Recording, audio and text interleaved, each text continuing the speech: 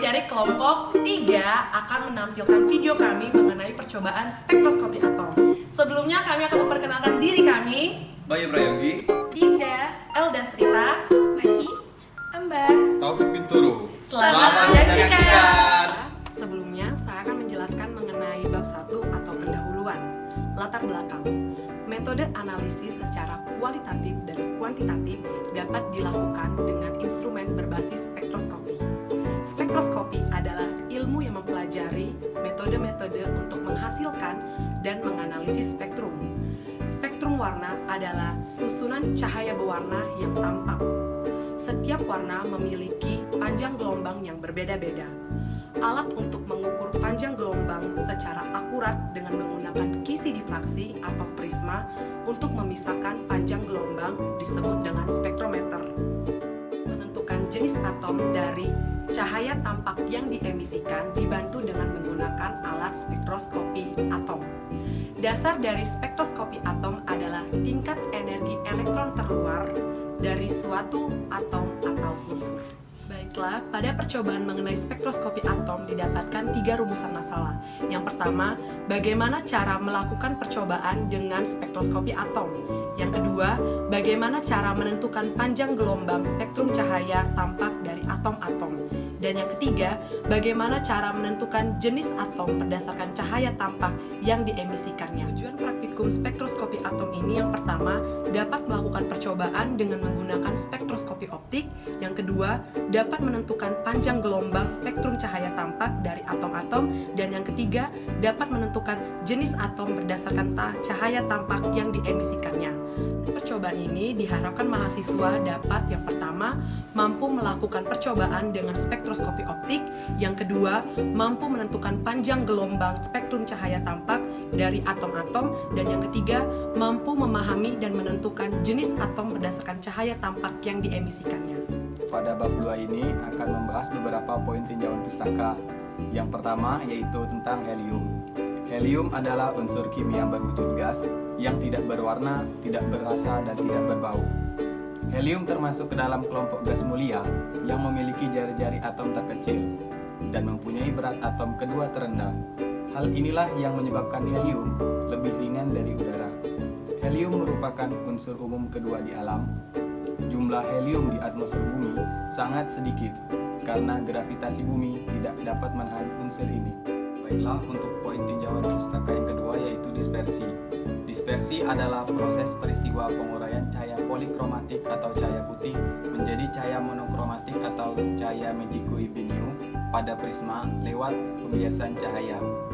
Hal ini membuktikan bahwa cahaya putih terdiri dari harmonisasi berbagai cahaya dengan panjang gelombang yang berbeda-beda. Sebuah prisma atau kisi mempunyai kemampuan untuk menguraikan cahaya menjadi warna-warna spektral.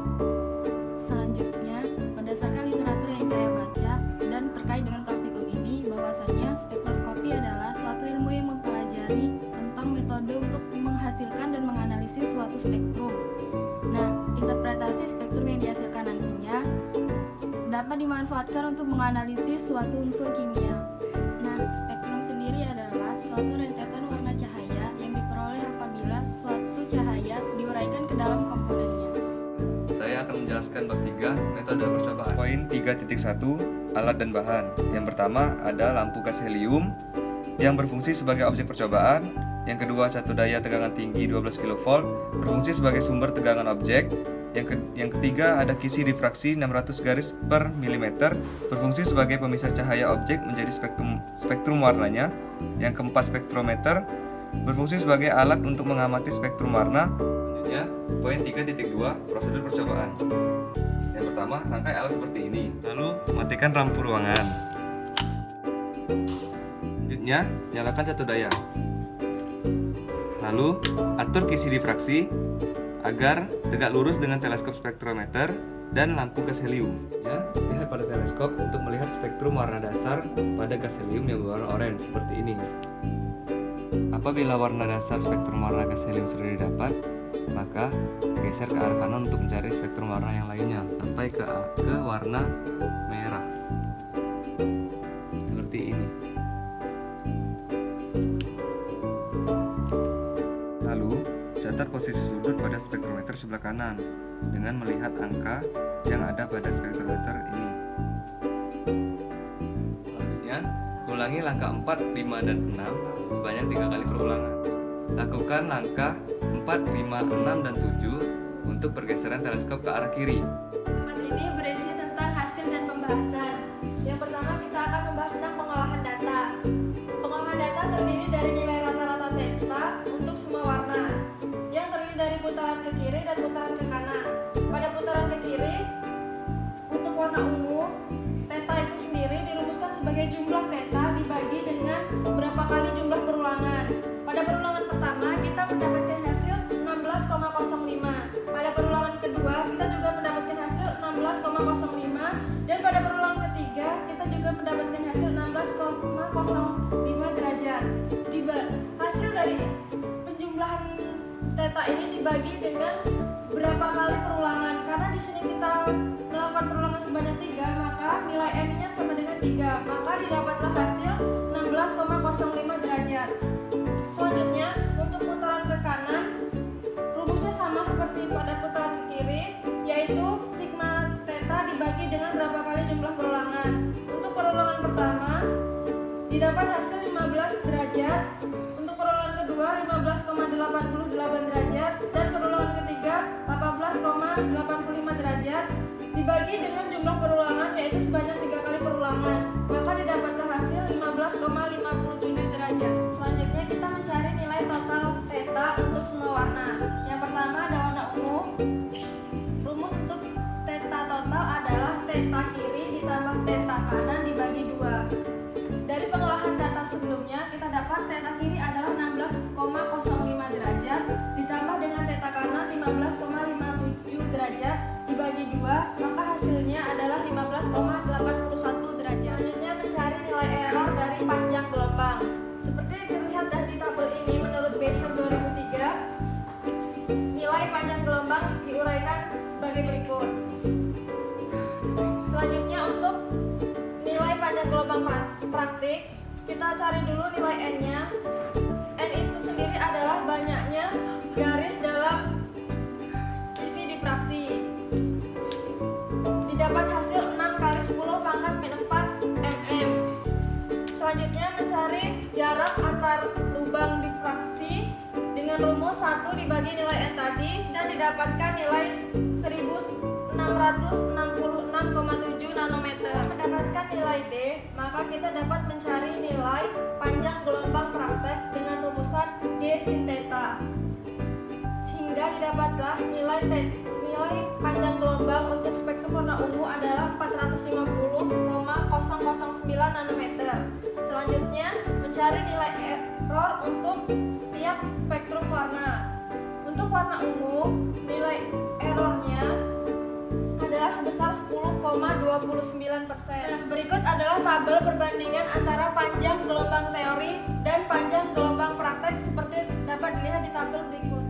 Poin 4.2 tentang pembahasan mekanisme atom helium. Saat atom helium diberikan energi eksternal yang berasal dari catu daya, maka elektron pada atom tersebut akan tereksitasi atau terjadi perpindahan elektron ke tingkat energi yang lebih tinggi, sehingga terjadi ruang kosong pada salah satu orbital atom dan terjadi ketidakstabilan sistem.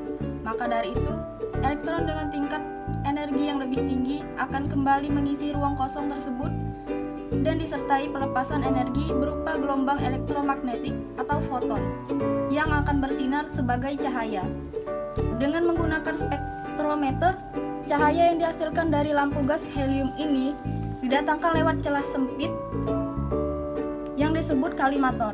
Kalimator ini berupa fokus lensa, sehingga cahaya yang diteruskan akan bersifat sejajar. Cahaya sejajar ini selanjutnya diteruskan ke kisi difraksi yang memisahkan cahaya objek menjadi spektrum warnanya. Kemudian ditangkap oleh teleskop yang posisinya dapat digerakkan. Adapun spektrum warna dasar dari gas helium berupa warna jingga.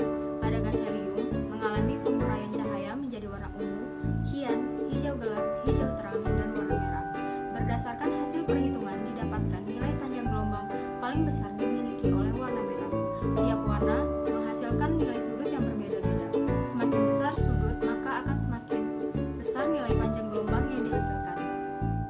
Selanjutnya pada bab 5 mengenai kesimpulan. Yang pertama ada warna dasar dari atom helium berupa warna jingga. Kemudian untuk yang kedua, spektrum warna yang terdapat pada gas helium berupa warna ungu, cian, hijau gelap, hijau terang, jingga, dan merah. Untuk kesimpulan yang terakhir berupa nilai panjang gelombang yang terbesar ada pada warna merah.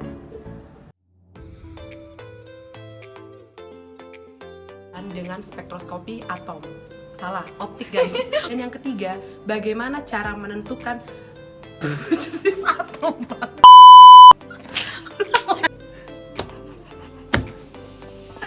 Pada teleskop, tepatkan dan catat. Lalu Menghasilkan sudut. Nah, spektrum sendiri adalah suatu rentetan warna cahaya yang diuraikan suatu lupa nih. D, maka kita dapat mencari nilai. Berikut adalah tabel perbandingan cut itu. Unsur kimia merupakan gas yang tidak berwarna. Itu ya. Sebuah prisma atau kisi mempunyai kemampuan untuk baiklah. Pertama Baiklah, saya Tora. Pada bab 2 ini berisi tentang poin. Hai, kami dari kelompok. Hai, semangat dikit. Hai, kami dari kelompok 3 dari kelompok spektroskopi.